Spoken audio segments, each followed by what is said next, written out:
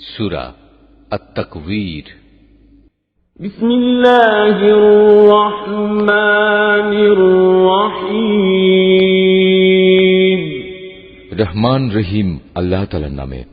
ইযাশ শামসু কুওয়িরাত ওয়া ইযান নুজুমু কাদারাত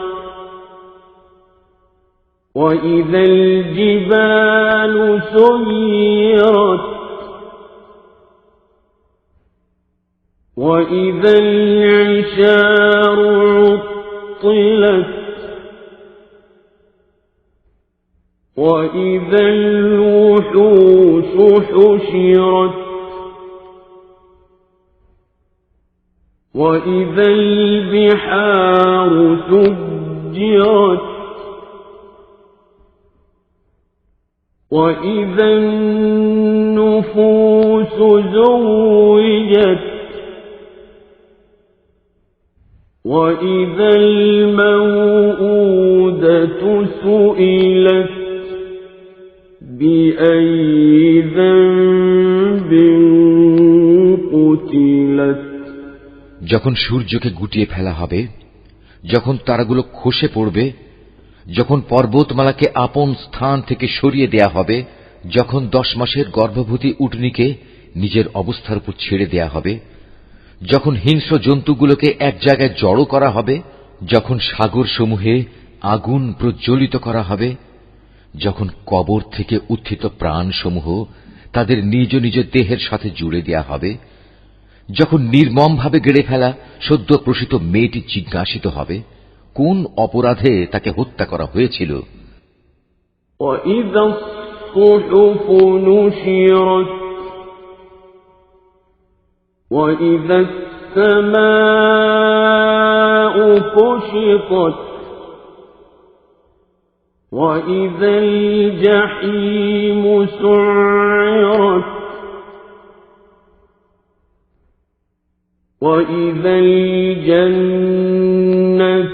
أُزْلِفَتْ عَلِمَتْ نَفْسٌ مَّا أَحْضَرَتْ فَلَا أُقْسِمُ بِالْخُنَّسِ الْجَوَارِ الْكُنَّسِ وَاللَّيْلِ إِذَا عَسْعَسَ وَالصُّبْحِ إِذَا تَنَفَّسَ إِنَّهُ لَقَوْلُ رَسُولٍ كَرِيمٍ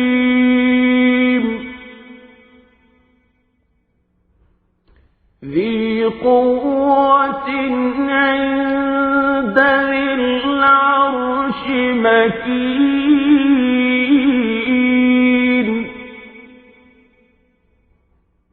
مُّطَاعٍ ثَمَّ أَمِينٍ।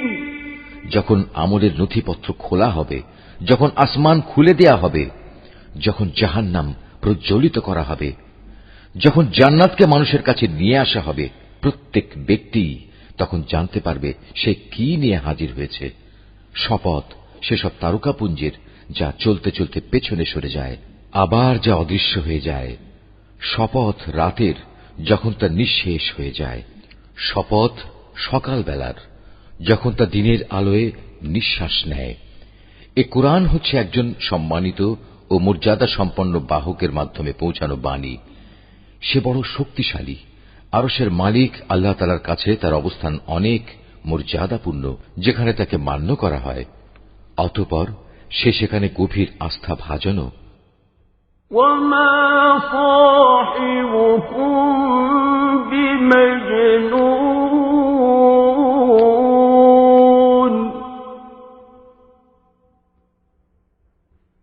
وَلَقَدْ رَآهُ بِالْأُفُقِ الْمُبِينِ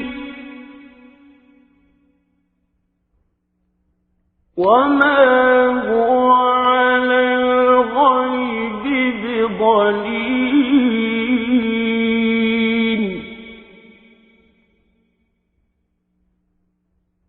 وما هو بقول شيطان رجيم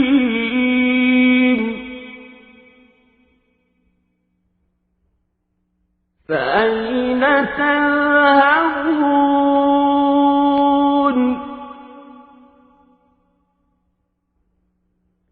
إن هو إلا ذكر للعالمين لمن شاء منكم أن يستقيم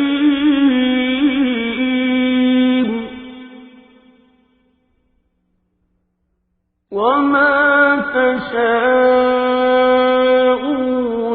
إلا أن يشاء الله رب العالمين তোমাদের সাথী কিন্তু পাগল নয়, সে তাকে স্বচ্ছ দিগন্তে দেখেছে। অদৃশ্য জগতের ব্যাপারে তিনি কখনো কার্পণ্য করেন না। এটা অভিশপ্ত শয়তানের কথাও নয়। অতএব তোমরা এর থেকে মুখ ফিরিয়ে কোন দিকে যাচ্ছ? এটা সৃষ্টিকুলের জন্য এক উপদেশ বই, কিছুই নয়। যারা সঠিক পথ ধরে চলতে চায় এটি শুধু তাদের জন্যই উপদেশ। আসলে তোমরা তো কিছুই চাইতে পারো না।